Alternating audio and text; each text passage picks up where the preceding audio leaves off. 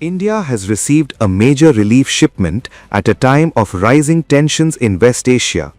A crude oil tanker has successfully reached Mumbai after crossing the highly volatile Strait of Hormuz. This is the first India-bound oil vessel to safely transit the strategic waterway since the war involving the United States and Israel against Iran began. The tanker's arrival comes at a critical moment for India's energy security. The ship, named Shenlong, is a Liberia-flagged Suezmax tanker carrying crude oil from Saudi Arabia. It loaded the cargo at Ras Tanura port and began its journey toward India in early March. Maritime tracking data shows that the vessel entered the Strait of Hormuz on March 8. This narrow sea channel connects the Persian Gulf with the Arabian Sea. It is one of the most important energy routes in the world. Nearly one-fifth of the world's crude oil passes through the Strait of Hormuz.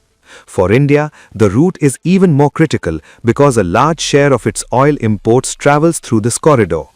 But the situation in the region has become extremely tense.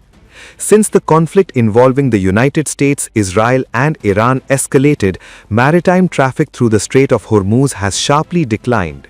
Several commercial ships have avoided the route, insurance costs have surged, and global oil markets have reacted with concern. Iran has also warned that oil shipments passing through the strait could face risks. There have been reports of merchant vessels being targeted or threatened. This has made the waterway one of the most dangerous maritime zones in the world at the moment. Against this backdrop, the safe arrival of the tanker Shenlong is significant. According to port officials, the vessel reached the Mumbai Port on Wednesday afternoon. By evening, it was berthed at Jawahar Dweep, one of the key oil terminals of the port. The tanker is carrying more than 135,000 metric tons of crude oil. The cargo will now be discharged and transported to refineries in Mahul, located in eastern Mumbai. The unloading process is expected to take around 36 hours. The vessel has a multinational crew on board. There are 29 sailors from India, Pakistan and the Philippines. The captain of the ship is an Indian national, Sukhshant Singh Sandhu. The journey through the Strait of Hormuz, however, was far from routine. At one point during the transit, the tanker reportedly went dark. This means its automatic identification system, or AIS, was switched off. Ships sometimes do this in conflict zones to avoid detection or tracking. After navigating the risky stretch, the tanker later reappeared on global tracking databases. Its safe arrival is being seen as a small but important boost for India's energy security. India is the world's third largest consumer of crude oil. More than half of its oil and gas supplies move through the Strait of Hormuz. Any prolonged disruption could create serious challenges for the country's economy. Even now, the situation remains fragile. India is closely watching the situation around the Strait of Hormuz.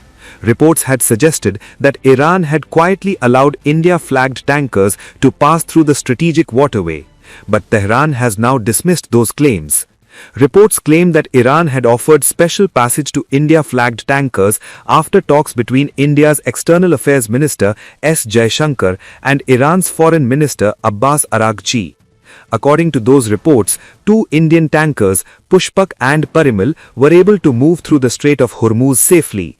At the same time, several Western-linked ships were said to be facing restrictions. External Affairs Minister S. Jaishankar has already spoken multiple times with his Iranian counterpart Abbas Araghchi since the crisis began. Their latest phone conversation focused on the rapidly changing security situation in the region. According to Iran's foreign ministry, the discussion also covered the safety of shipping in the Persian Gulf and traffic through the Strait of Hormuz.